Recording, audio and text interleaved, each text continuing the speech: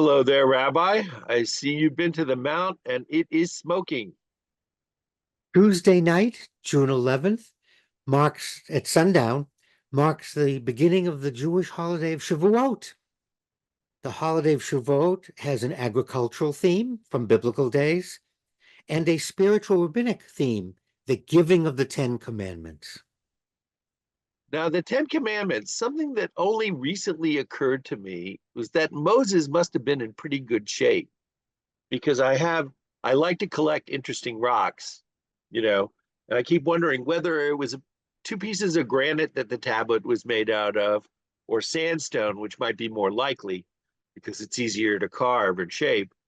Whatever it was, the way they are in the pictures like this big, they probably weighed about 75 to 100 pounds each.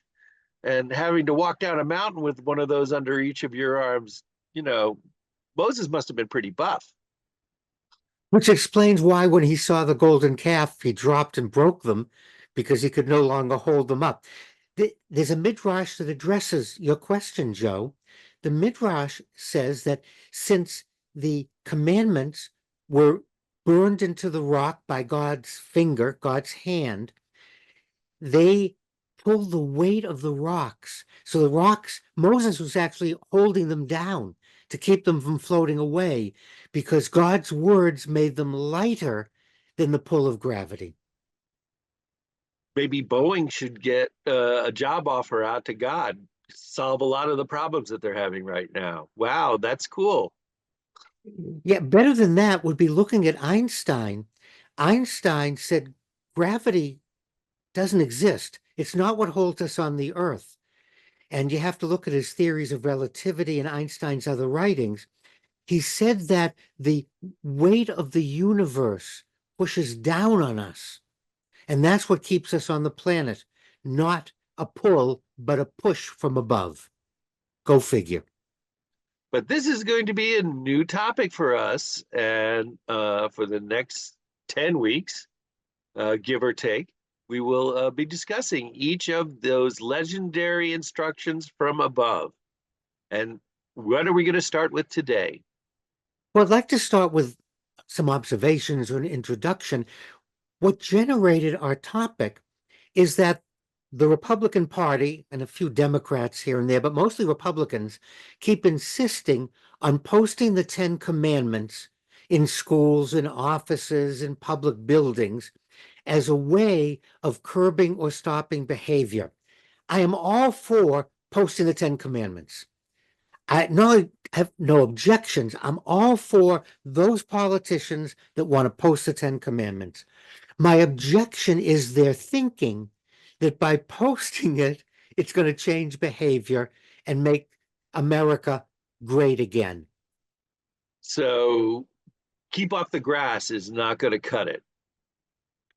And I always object to no trespassing signs or dangerous, but no fences. Legally, that means the person isn't responsible if you step on an unexploded mine or a shell from the First or Second World War. The fact is, the object is still there, the danger is still there, and the fact that you put up a sign doesn't alleviate you from the responsibility or protect individuals. So posting the Ten Commandments will not get people to stop doing egregious things and behaviors that are dangerous to all of us. But isn't it helpful to have a reminder every now and then that says, God is watching you? I think if you ask most people, they can recite all or some of the Ten Commandments. I'm not sure that's a problem. I think it's a way of defocusing. I think it's a way of abdicating authority and not actually doing something that would solve our problems. Just posting it doesn't solve it. Just saying it. Think about our children. Think about what our parents said to us. We actually watch their behavior. We learned from the behavior of the adults around us. We did not learn from what they said. In fact, we learned very quickly that there's a big gap between what adults said to us as kids and what we say to our kids and their behavior. We know that very quickly. And it's also good to keep in mind that not everyone in the entire universe, especially in the United States, where we're the melting pot, follows the Ten Commandments as dogma, that there are other faiths, other religions, other principles. But let's just say, put aside God inspired, God written, God dictated to Moses, written on tablets, put all that aside. They are valuable statements about behaviors that are harmful to us as individuals and to society in which we live. So they do provide good guidance.